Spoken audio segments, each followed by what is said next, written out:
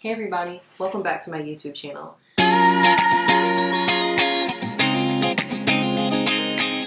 Today I want to talk to you about trusting God basically when you're going through something that's unexpected. And I'm going to do that by sharing a testimony about our gender reveal, which was a very exciting time, but also it was a revealing time, a time that showed me that there was still some areas in my heart that I had not surrendered, that I didn't even know about. And so through this, I hope to push you to also surrender to God.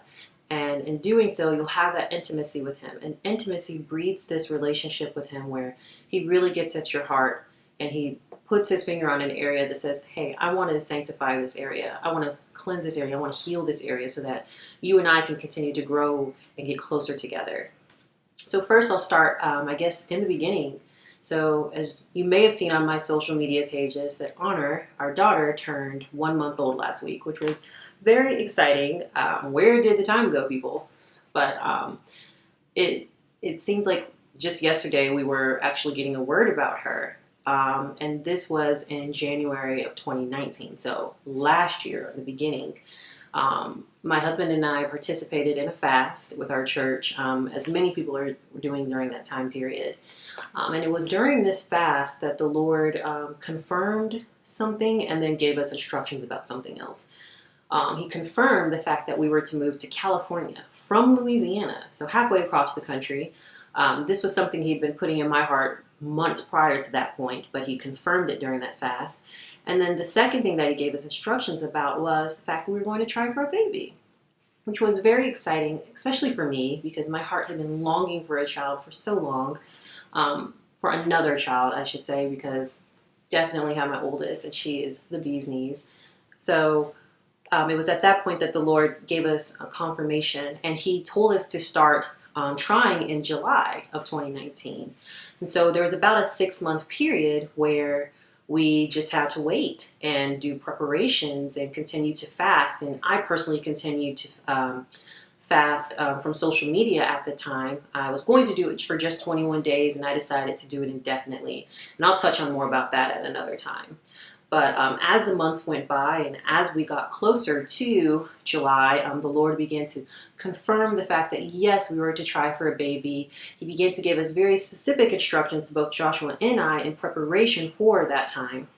And so July came and we tried, found out that we were pregnant, which was awesome. And for me, it just shut my mouth in terms of, there's no room to doubt God in any area of our life. And that's something you just kind of know, but there's something else about just walking that out really and truly in all areas of your life. And so He gave us instructions in January, and He continued to give us instructions during that time period, and He confirmed it. So the first time we tried is the first time we got pregnant. So when He said it would happen, it happened. So that was exciting, and obviously I just fell down on my face in worship of Him because He was faithful to His word to us. So I took that time to surprise Joshua. I came up with a sentimental way of telling him using some personal items that we had, and he came home from work, and I just said, hey, go in the room, and he went in there and told him we were pregnant. Well, he also took that time to surprise me because he went into our closet and came back out, and he had these baby clothes that he had been buying during that 6-month period, and he had an item from Reagan's clothes from when she was a baby as well. He just saved it in preparation for the time we would have our child. So it was super sweet and super sentimental for both of us, and I personally just felt kind of like a little hug from God in terms of, wow, this is the way it's supposed to be. That was awesome. So everything went as it was expected up until that point, until everything kind of shifted and threw me off course. So the first thing that was unexpected about this was the fact that we thought we were going to have twins. We were absolutely convinced about it. For several reasons, not just because, hey, it's a hot topic, that would be fun to have. It was because, for a number of reasons. One, my husband is a twin. He's a fraternal twin, and he has several sets of twins on his side of the family. And then two, on my side of the family, I had found out that I had several sets of twins throughout my lineage. And also best friend is a twin. So I was like, oh, twins surround me. Even my step siblings are twins. So I thought, wow, twins on my left, twins on my right. Definitely going to have a twin. You know, that's going to be exciting. Or have twins. We just knew that God had that in store for us. Well, we went to our doctor's appointment. So, hi! I'm super excited because today is our first, I guess it's a scan or appointment. Not really. Appointment and maybe a scan. Hopefully we'll hear the baby's heartbeat today and see how many we're carrying. I get to know the official due date because I have 3 apps right now, 2 of which I've input information, and one says we're due April 3rd, the other says April 5th, and then some online calculator that's not in the app said like April 7th. So, or was it 6? Yeah. So, I don't know. There's like 4 days in my head, and I would just love to have one. And we're having amazing Indian food because that's been one of my cravings. So, among many this pregnancy, in between nausea, including ginger anything. So this is ginger soda. No, it says ginger beer, but it's actually soda. Anything ginger has been awesome. And I have my amazing BD, Joshua. Look at him. And he has this really cute dimple right there on the side if you can't tell. How you feeling, babe? He's man of few words. He is a man of few words. But a handsome man nonetheless. Thank you. You're welcome. He's the man behind the soon-to-be bump, I guess. So I guess we'll check back in when we head to the hospital. Hi. So we just finished our appointment and a very long blood draw, but super exciting. So Zini Beanie, that's right, is too small to know our due date for real. Yes.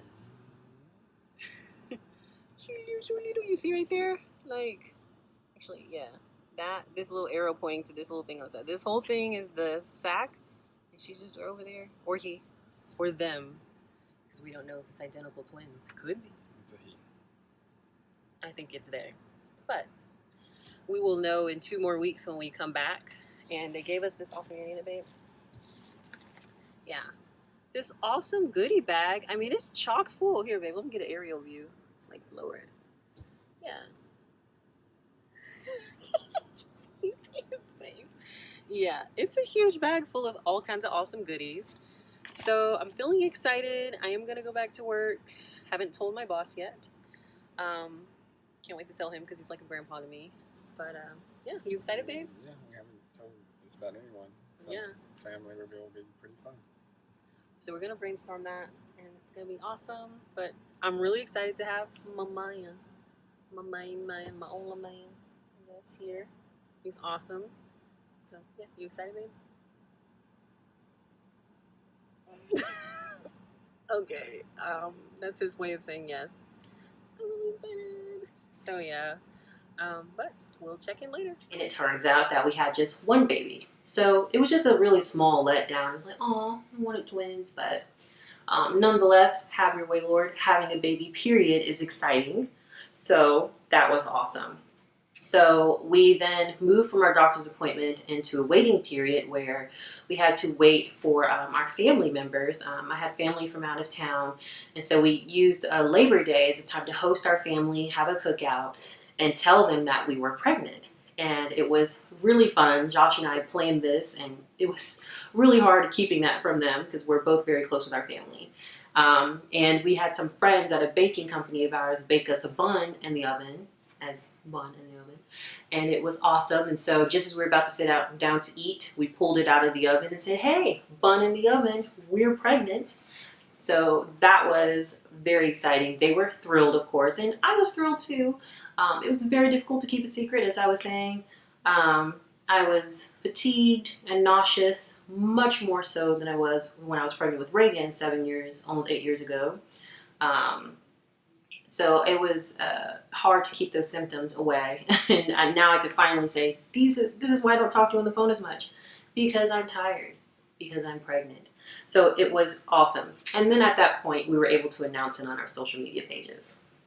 So we had a minor setback in terms of expectations, but we had a second unexpected thing, and this really rocked me. So this concerned the gender of the baby. Joshua and I were fully convinced that we were having a boy, for a number of reasons again. One, Joshua's side of the family has a lot of boys. He is one of 4 boys. And the second reason was because my pregnancy symptoms were so different than when I had with Reagan. With Reagan, I did have lots of fatigue in the first trimester, but after that, I was good. I didn't really have any nausea, maybe felt sick at one time, but nothing really happened from it. But I was running, going to class, everything was fine. And the third reason was that I talked to all of my friends who are boy moms, and they said, hey, I'm experiencing the same symptoms as you, literally felt the same way, you're going to have a boy.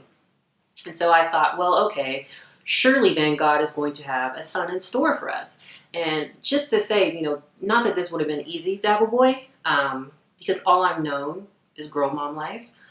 Hey, I have a daughter already. She is amazing, a bee's knees. And then 2, I come from a family of girls. So that was awesome.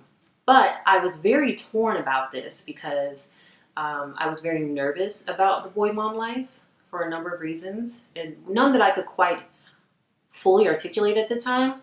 But I was also kind of excited to say, hey, I'm ready to go on this journey with you, God. So in my mind, we definitely were having a boy. Well, after we announced our pregnancy, Joshua and I began to finalize the details of our move to California. So we decided to make one last trip out to LA. We used this time to celebrate a wedding anniversary, to celebrate the baby, and to make some final arrangements for our move. So during this trip, I took some time to seek the Lord. I was in our hotel room. I'm having my quiet time. Josh was having his on the other side. And it was at this point that the Lord said to me, if you had a boy, you would never leave him alone. And this really rocked me to my core. God used this statement to show me that I had a problem with men in general that I had no idea about. Some of the most painful parts of my life had come at the hands of men. They stem from distorted and damaging romantic relationships that I had been in. I had been abused. And the fact that I was also kind of feeling the brunt of being in a male-dominated field of work.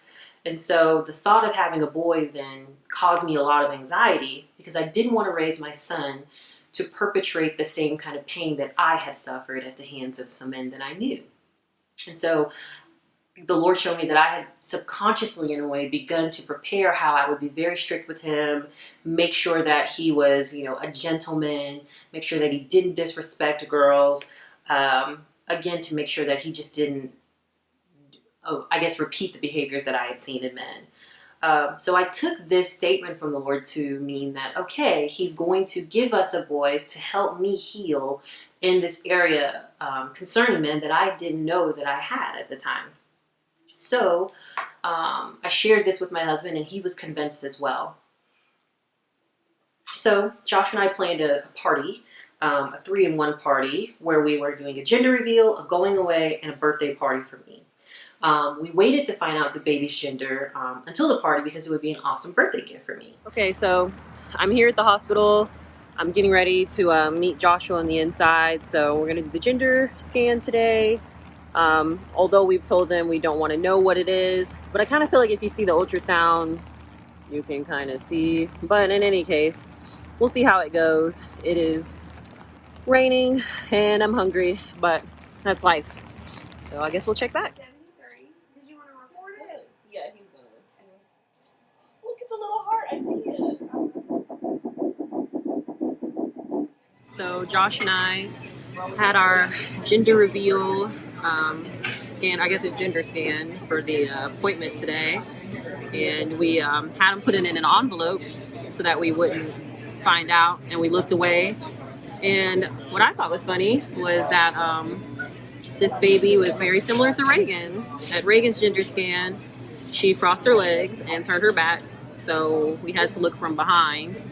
And this baby was sitting on its bottom and crossed its legs too. So I don't know what you call her, the technician had a very difficult time trying to find the gender because the baby was very much like, no, you ain't gonna see me today.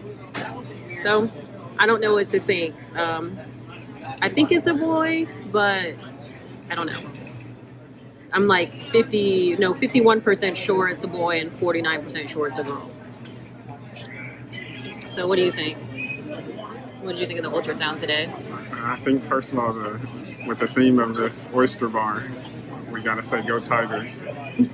But outside of that, I have no idea how they did this season. So ignore that if they didn't. No, let me not go that far. So I think that the sex is probably still a boy, is my guess. But we'll find out because we'll be grateful regardless, even though boys are a little bit better sometimes. Maybe more than sometimes. Whatever he needs to say to comfort himself. But we're in a restaurant called the Oyster Bar. Haven't had it, but I have a craving for oysters, so we will see how that goes. Fried oysters, to be exact. But yeah, so I guess I gave the gender to an envelope and we gave it to one of our friends in Quitra, and well, I guess Tim will know too. Tim was one of Joshua's best friends and was one of his groomsmen. So we're excited, and we have to wait a whole week. So fun times. Bye. And so we went all out. We had a fun, navy blue, powder pink theme. If you want to see what the party looked like, you should check out my blog because I put a lot more details there.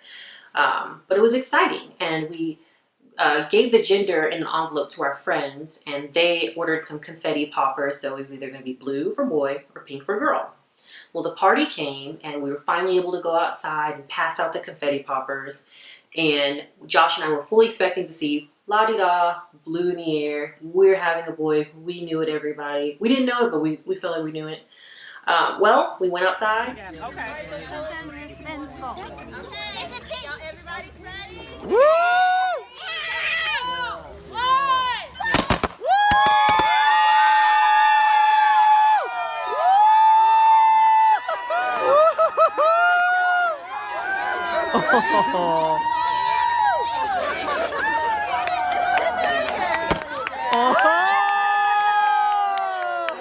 Popped them, and what do you know? We were so shocked there was pink in the air. It was a girl. So Josh and I were shocked. So the only one who wasn't shocked was Reagan, because she'd been praying for 2 years, believing for a sister. She would lay her hands on my belly during our nighttime prayers. She would ask the Lord for a sister. So she just knew she was having one. So she was excited, and I was stunned, but I was excited and happy because I love being a girl mom, so my heart just leapt for joy at the fact that we're going to have another little baby girl. But I was also confused because I so believed for so long at that point that we were having a boy. And it was then that I realized that the Lord did indeed show me that I was carrying a girl. And He did show me that both at the time in LA and 3 days before the party, I had a dream that I was having a girl, but I brushed it off. And it was at this time that I realized I missed His leading because I was so certain that I was having a boy, but my certainty was grounded in just my pregnancy symptoms instead of what He was actually trying to say to me. And so it was at this point then that the Lord taught me an early lesson about our pregnancy. The Lord showed me that nothing about the pregnancy would go as I planned, but only as He planned. You see, He had already revealed His plans to me. He planned when she would be conceived. He told us that in January 2019. She'd be conceived in July. He planned when she would be born. He promised us that we would have a spring baby. Didn't say a month, but the season, spring. And He planned her gender by showing me that there was an area of my heart that really needed to be dealt with and really needed to be healed. And that honestly, having a girl would probably be better. So it was easier for me in a sense from a natural standpoint. But the Lord was showing me that we need to work on something. But it also forced me to continuously surrender my need to know, my need to plan and control, and just lay down and let His will be done. And it also forced me to stop forecasting or trying to see ahead of what God was doing, saying, oh, I know where this is going. What I mean by that is, God wasn't going to use a son to help heal that area, but use this pregnancy, an area that was very painful during my last pregnancy with my daughter. He was using this pregnancy and my relationship with my husband to heal me in that area. My husband, his kindness, his companionship during this time, his sweetness, as evidenced by the gifts that he gave, it was all very awesome. He used that to soften my view of men and really began to use him to heal me, not the little baby boy that I thought we would have. So looking back, I can see that God was using our pregnancy with our daughter Honor early on just to show me how much more I needed to learn about surrender, about intimacy with him, and how precious that intimacy with him is, because God has a perspective about things that have happened to us. Whether it's abuse or failed relationships, single parenthood is something I experienced before. He has a perspective about it, and his heart broke that those things happened. And he doesn't just have an opinion, he has solutions and healing that's on the other side of that so that it can work out for your good. I can attest to that. So wherever you are, I just encourage you, whether you want to stop this video, pause it, whatever you want to do, make sure you get on your face before the Lord. If you don't have a relationship with him, I think, hey, he's worth living for. And once you do that, get on your face and say, God, what is it? What is the area that you have to heal in my heart? What is it that you want to show me? Of course, this is intimacy, meaning this is bred through having a relationship with him. I was just telling someone that, we don't follow the voice of a stranger. His sheep know his voice.